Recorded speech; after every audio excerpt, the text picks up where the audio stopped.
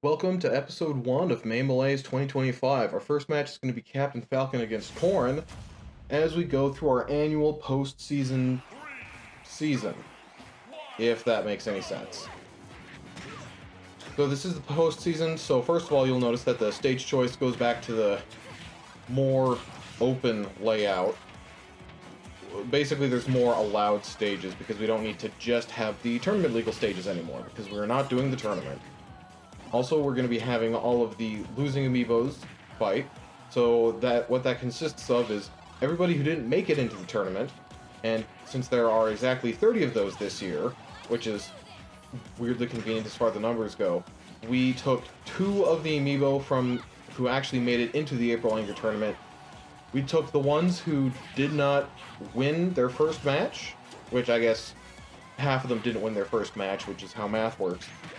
But of all of those amiibo, we weeded it down to everybody who lost against an amiibo who did not win the next match after that. So basically, the amiibo who lost, who went against the weakest opponents, and then there were, I think, 8 of those.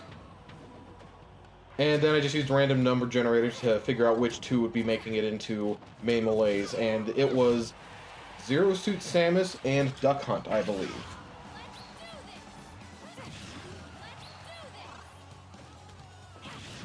Yep, I just checked. It was Zero Suit Samus and Duck Hunt. Which is also interesting because those are both amiibo who have been retrained in the past. I guess we are starting to get to the point where the retraining is effective. Captain Falcon getting 2 techs in a row on the Skybox of Arms Arena. Which I guess that is one of the reasons why this stage usually isn't involved in tournaments. From a casual perspective though, having a roof tech spot, I guess there's 2 of them, but it's really not that big of a problem.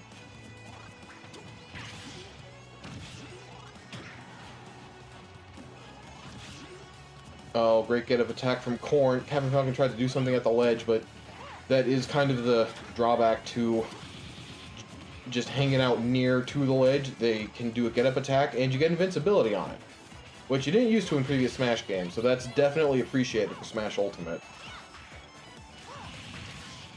Corrin is loving these down airs. Captain Falcon gets a spike on Corrin. He did take about 130%, which is going to, well, that forward smash is going to be his next stock. Now, something else you may have noticed is that Captain Falcon and Corrin both actually have amiibo types. I tried not to talk about that too much during the main tournament, especially because there were only about 4 amiibo who even had amiibo types. Maybe a couple more, I didn't count. If you have the advantage in the amiibo type triangle, you deal, I believe it's 30% extra damage, and if you have a disadvantage, then you're dealing 30% less, and that does affect things like the knockback formula as well. So Captain Falcon is actually at a just disadvantage this match, and you can kind of tell everything Corrin is doing is just hitting harder. And it's not that you can't make it back. In fact, most years we have someone who defies the type matchup. But also having a percentage damage bonus is really nice. Means you just have to win fewer interactions, and you don't get punished as hard. Now, Corrin is doing a lot of taunting, which is something you're going to see a lot more as the Mei Malaise, which I feel a little guilty calling it that, because as I'm recording this, that is no longer a Mei, but that's kind of just because that's how life happens. I'm just glad to have gotten April Anger done before May was over, which isn't supposed to be the standard. It's supposed to be done in April. But I guess also, since I made this, I can pick whatever rules I want. Captain Falcon just hanging on the ledge for a long time, just letting Corrin recover, I guess. Captain Falcon went for a forward smash, but he got forward smashed first. Too much knockback, does not get attacked, falls off the bottom of the screen. That was great. Since this is the losers tournament, the postseason, that means that Captain Falcon will be going on, and Corrin actually doesn't have to fight anymore this year. Alright, for our next match, we're going to be having R.O.B US against Shulk. 2 amiibo who, if memory serves me right, they didn't actually do too bad, but they also just didn't win, which is why they're here. R.O.B, of course, being a notable case, because we have two R.O.B amiibos, and every year they always seem to struggle. It's especially surprising because in the actual tournament scenes, R.O.B is considered one of the best characters in the game, which I like to think is vindication for being unimpressive for the last two Smash Brothers games. Ooh, upper sending Shulk not quite to the top of the screen, though. So it's a little weird that the amiibo just has a hard time functioning as R.O.B. Forward smash perfectly landing R.O.B on the platform. I don't think I would have teched that. Up air almost killing Shulk. And a very high spike just to send a message. Now, R.O.B is a heavyweight, but he's also at a high percent, and you do need to watch out when you're against Shulk, because Shulk can, at his leisure, go into Smash Monado, which gives him... Is that a ledge attack gonna kill Shulk? No, he's barely able to grab the stage. Great impromptu combo from R.O.B. He did slip in a taunt there, and another one. That is unfortunate to be seeing. And down air, not even the sweet spot or the spike is enough to kill R.O.B. Shulk was in Smash Monado, which again you do have to watch out for. Basically lets Shulk... I guess you can think of it as either changing his stance, or if that doesn't make sense, then basically changing his character to someone who's basically identical, but all of his stats are different. And since Smash Monado deals the most knockback, it is great for killing people.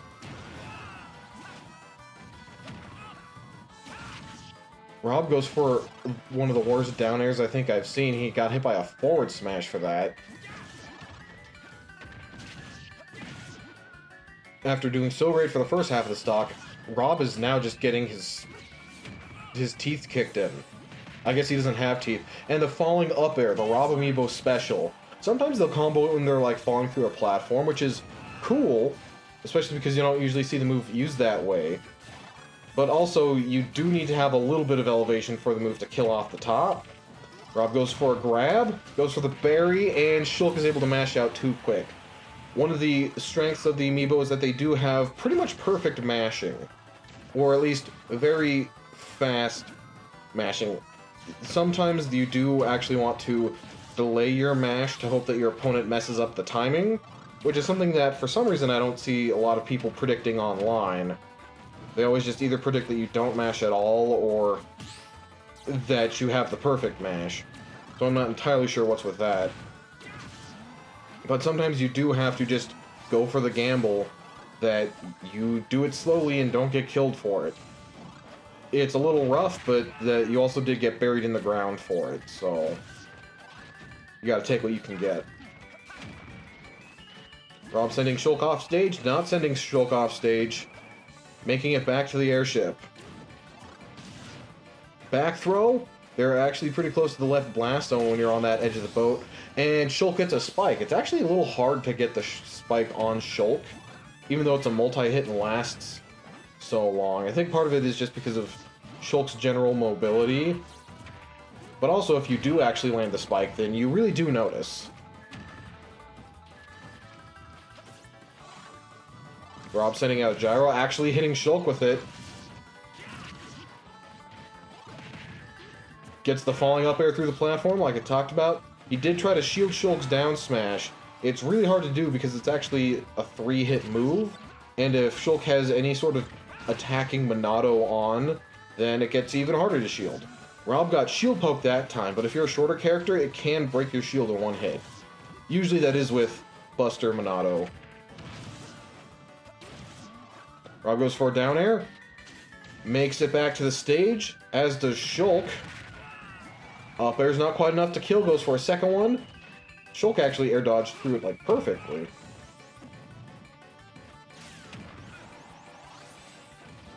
Shulk uses jump Monado to make it back. You can sometimes see humans do it too. You don't see it as much online, first of all, because you don't see too many Shulks. But also because if you mess up the input, you can accidentally, for example, do a side special, which will kill you because you're trying to recover. Well, pretty much if you get any special move, you're likely to die. Falling up air to grab, to bury, to up smash. And that is what we like to see our amiibo do. Both did well, but R.O.B pulled it through in the end. And next we have Robin against Sheik.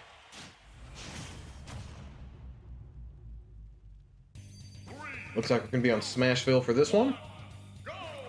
Now, I will say that Sheik is definitely an amiibo who struggles. Not because Sheik is a particularly bad character, but what the amiibo can and cannot do just really does hurt the Sheik amiibo, simply because Sheik's a character that's good because you have a whole bunch of good combos, and the amiibo just can't do that. If you don't have the certain setups, which Sheik actually has a whole bunch of, by the way.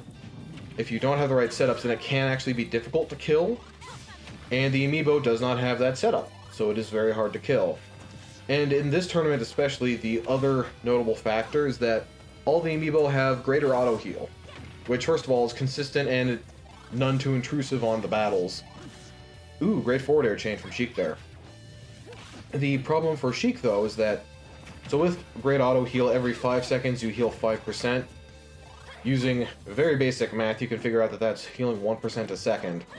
That's a problem for Sheik, because Sheik is a character who deals a lot of damage by getting lengthy combos. And the thing about lengthy combos is that they take time. So if you take 5 seconds to combo your opponent, maybe put them in a couple of mix-ups along the way, then your combo basically does 5% less damage. Now, all the amiibo also have a balanced 2100 in attack and defense, so that against each other they actually deal normal damage as if they were any other character. But that does kind of just decrease Sheik's damage output, combined with the difficulty of killing. I'll just say I'm not particularly surprised that Sheik ended up in Mii Malaise. It's a shame too, but there's only so much I can do to accommodate all these different amiibo. Although I do have a couple of things potentially planned. Whether or not I'm gonna get to do them remains to be seen. Already I'm still debating, I've actually been debating all throughout the tournament whether or not I want to pay the extra money to get a Pyra and Mithra amiibo at a suboptimal pricing, just to guarantee that I'll have them for next year. The math would actually work a lot better in all the brackets, which is weirdly convenient that it worked out that way. It would actually, for one thing, benefit Mii Malaise because we would have 32 combatants who don't make it into the tournament every year, instead of 30 like we did have this year. And Robin just kind of let that happen. Maybe she was out of her up special recovery, but I don't think so, and even if she was, you can usually air dodge. Maybe she got her double jump stuffed out. In the moment, it can be really hard to see if you lose your double jump. In editing, I'll actually go back and you can clearly see. So when you double jump, there's this little, basically it's a little circle effect at your feet, kind of to explain how you're able to jump off the air. It is also a nice visual indicator to let you know that, hey, you did double jump. And in post, when you can go frame by frame, it's really easy to see when and where it happens. In an actual match, though, even when you're looking for it, it can be a little difficult. And Robin's doing a dash dance. This is something that the amiibo sometimes just do. Usually it means they're trying to, like, hit an up smash on the opponent. The amiibo AI seems to be calibrated towards the assumption that the opponent is always going to be moving. So it actually does get a little bit weird when the opponent isn't moving that much. Sometimes when they're just gently floating from the sky, but also if you stay in place, the amiibo starts to predict your next move. Like, have you ever seen any of those things in like an anime usually where someone's thinking, alright, he could do one of 15 moves, I need to predict all of them with mine. It looks like the amiibo's doing that, but since you don't get to see any of those visuals because they don't exist, the amiibo just kind of paces back and forth, expecting something to happen. Often, like, nothing will. So they're just kind of hoping something does. Oh, Sheik gets Robin by the edge, and combos the throw into a forward air. I will say, whenever I play Sheik, for some reason I always get the hardest time comboing anything out of that throw. Maybe it requires the opponent to DI in or something, but I just can never seem to get it to work, which is weird. Not to say that I'm, like, doing it perfectly, but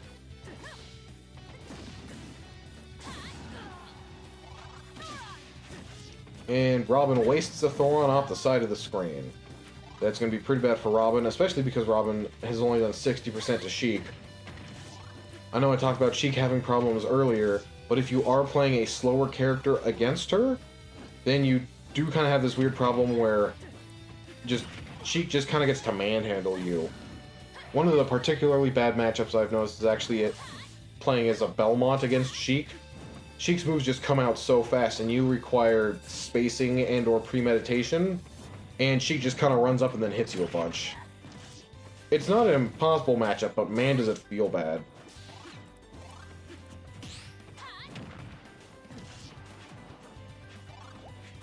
Sheik gets footstooled, able to recover. Ledge trumps Robin, does not capitalize off of it.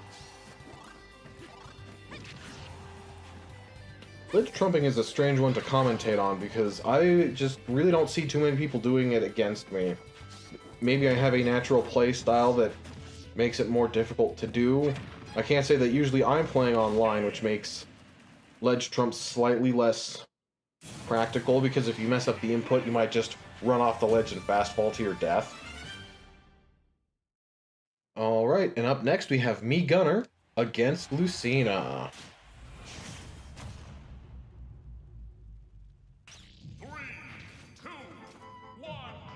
So for all the Mii amiibo, I tried to give them a very cursed looking Mii outfit. Kind of just because I could, and it's more memorable than making the 17th Family Guy amiibo you've seen this week. I will say that for Mii Gunner, I had a much harder time making it cursed. I mean, already you can see the Majora's Mask, which I guess technically is more of a cursed object when you think about it. But it does cover up the face. So I don't actually remember what face I gave Mii Gunner. I think it was supposed to be somehow cursed or creepy or off-putting in some way, but you can't see it, so you basically just get the cosmetics matched up together. So enjoy that, I guess. Now, Lucina has been one of our longest standing amiibo. The only particular reason being that Lucina was one of the earlier amiibo I was able to get my hands on. A lot of how long anybody has been in this tournament has strictly just been due to the availability of their amiibo.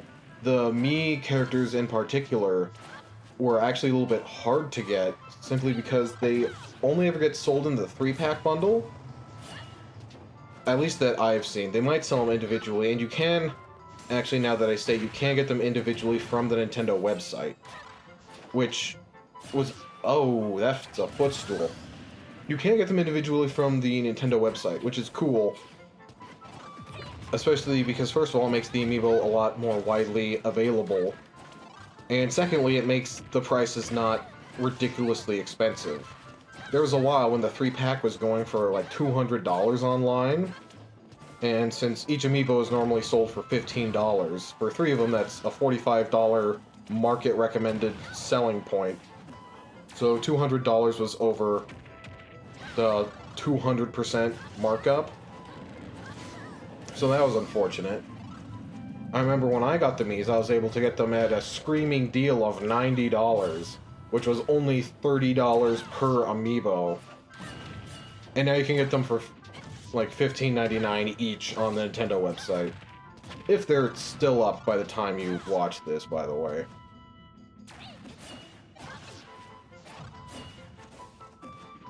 The Mii amiibos were always hard to get because... So, one of the kind of shticks of the characters that you can adjust them and you can dress them up in outfits and you get to use the Mii character. So if there's ever a character you want to be in Smash Brothers, but it just isn't in the game, you always have the option of dressing a Mii up like them, which is really cool. It does also mean, though, that anybody who ever wants to do that with an amiibo has to get one of the Mii fighters to do it. So I think that also affected their availability. Forward Smash is able to kill Lucina. Mii Gunner even had a spare stock.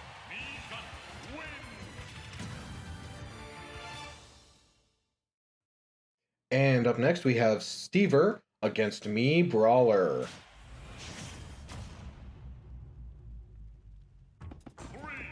So for anyone who's missed it, Stever is called that because we have two Steves. Two Steve amiibo. One is Steve and the other one is more Steve, hence Stever.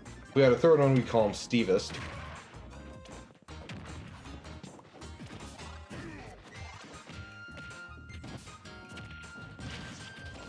The reason for the two Steve amiibo is actually that there are two Steve amiibo in existence. They actually get sold as a bundle. It's normally Steve and Alex. Steve is the default skin whenever you play Minecraft, and Alex is basically the default girl skin when you play Minecraft. Which, first of all, it's a lot less recognizable. In Minecraft, you only had the one default skin for the longest time.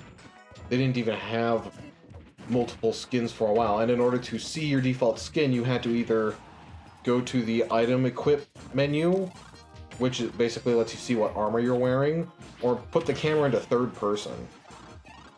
Minecraft is a game that originated in first person only, so there might not even have been a 3D model for your character at one point. In fact, I guess if you go far enough in development, there would be a point when there wasn't a 3D model unless it was literally the first thing made for the game, which I kind of doubt.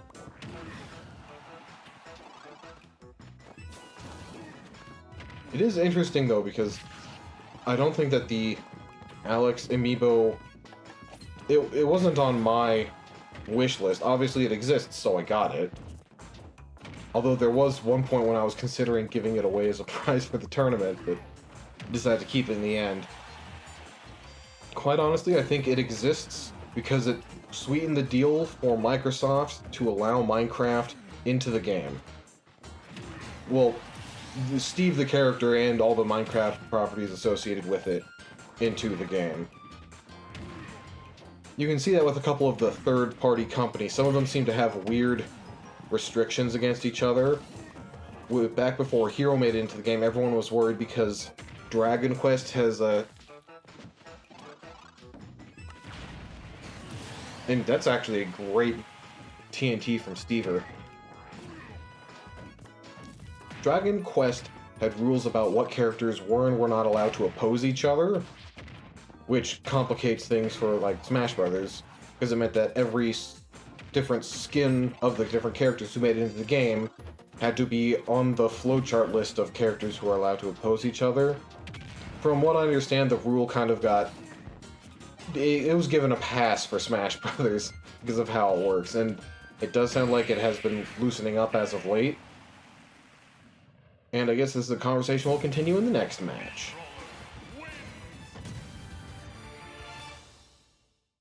And here we have Mii Swordfighter against Banjo and Kazooie.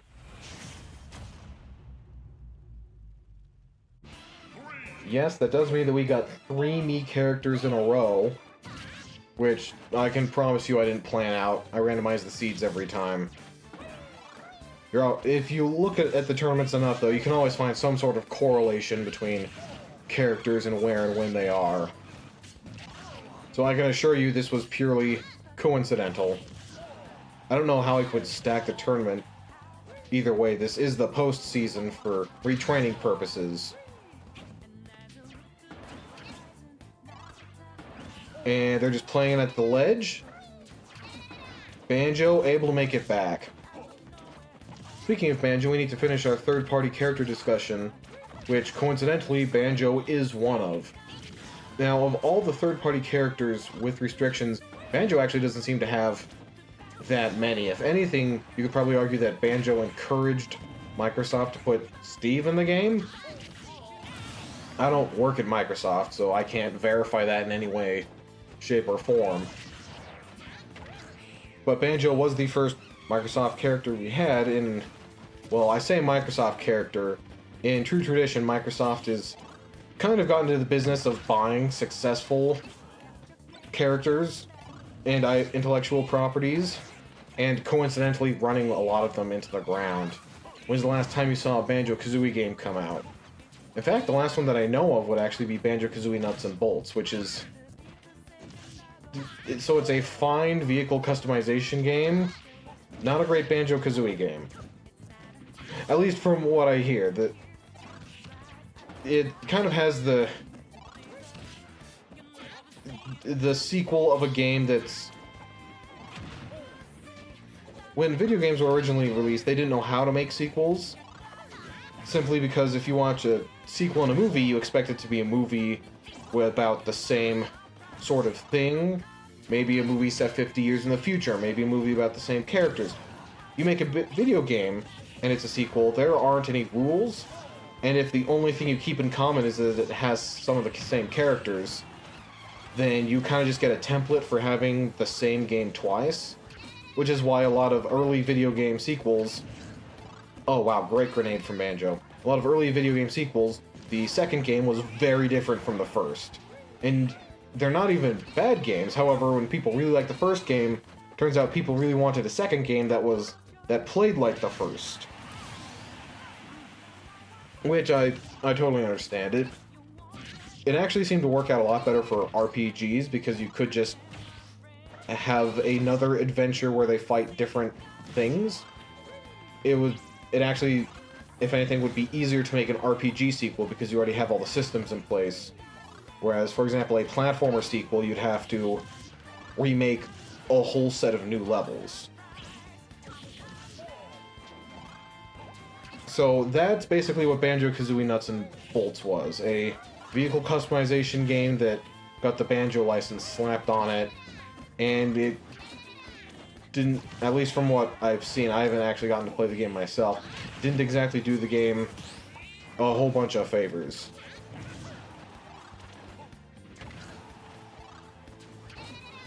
Now, there are some other characters in Smash Bros. That have much more noticeable intellectual property restrictions. First of all, both of the Final Fantasy characters from Square Enix, so Cloud and Sephiroth, Banjo just grabbing the ledge. They both are basically just dressed up in black and various shades of it for all their alternate costumes. Pac-Man's a character who is a giant yellow sphere with gloves and boots, and the only thing it looks like they're allowed to change for Smash Ultimate is the color of the gloves and the color of the boots. Wonder Wing not enough to get Banjo to the ledge. He did need to use it to recover. I think he probably should have used it first, so that his up special could have gotten him close enough he could have air dodged to the ledge. But alas, he didn't do it, so you're going to be seeing him next round. And for this round, we have Dark Samus against Ken. It's going to be a rough match for the amiibos again, mostly because Ken has a whole bunch of combos. He's basically a more combo-heavy version of Ryu, which the amiibos struggle with. And usually when the amiibos play as Samus or Dark Samus, they don't really understand the proper camping technique. How to effectively use their projectiles is probably a better way of putting it, though. Starts an up air chain, only gets one of them. Ken's just going to take that, probably should have jumped out of the way. It is always risky doing something out of shield because there's always the chance you drop your shield right before your opponent hits it, which sometimes gets you a parry, but you're going to notice a lot more when it gets you hit. Ken going off stage uses double jump really early. That is something I'd actually warn about when jumping off stage, is that if you jump too late, you fall off the platform and then use your double jump. It can actually be really hard to tell that you did that. So you don't notice until suddenly you can no longer recover, and you die as a result. Ken landing a single jab, not following up. And that time he actually tried it and he didn't get it to land. So Ken has a slightly different version of the Shoryuken than Ryu. First of all, it has fire on it, so that's a visual indicator of how the move is different. So Ryu has a very strong hitbox at the base of it, and like a normal hitbox at the end. Ken's, the early hitboxes combo into the final hitbox, which kills. So it kind of means that Ken's is a little bit better for sniping people out of the air with, because you get the strong hit at the end and the combo hits along the way instead of strong hit at the beginning. Kind of goes into the philosophy of Ken being a little bit more of a combo character. And I'm also pretty sure in most Street Fighter games that's also how the dynamic works.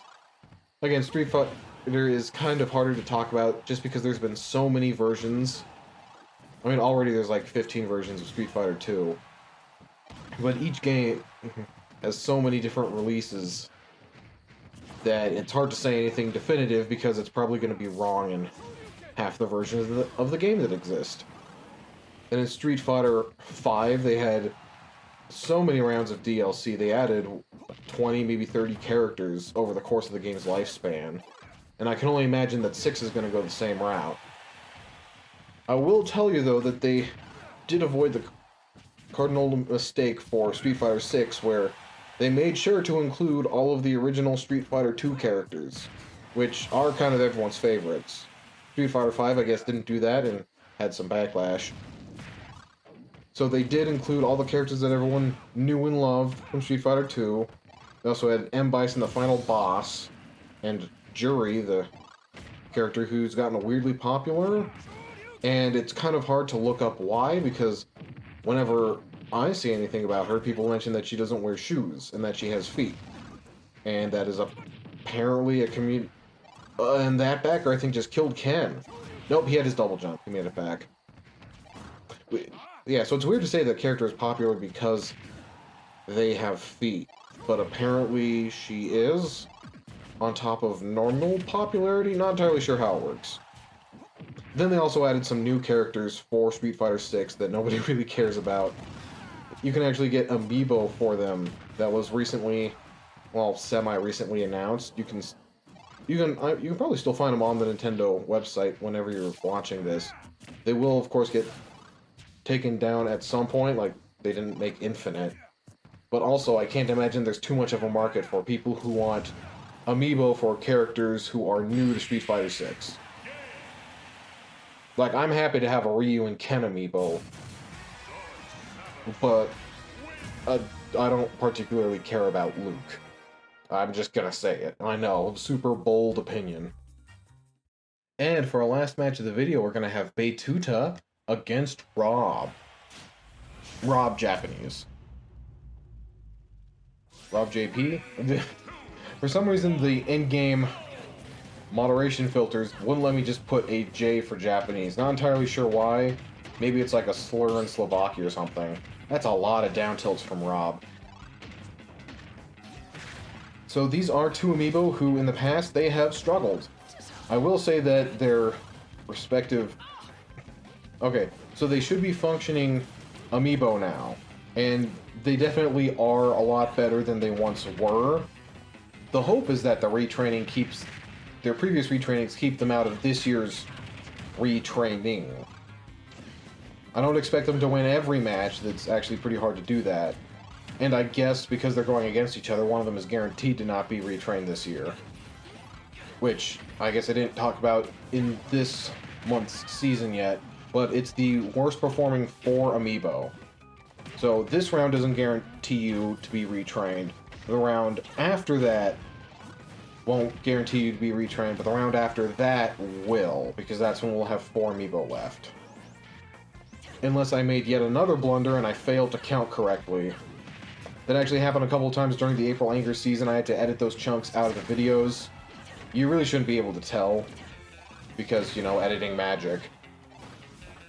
But there has been once or twice where I've said something, and when I do the fact-checking during the video editing process, I discover that I'm wrong. Which is always a joy.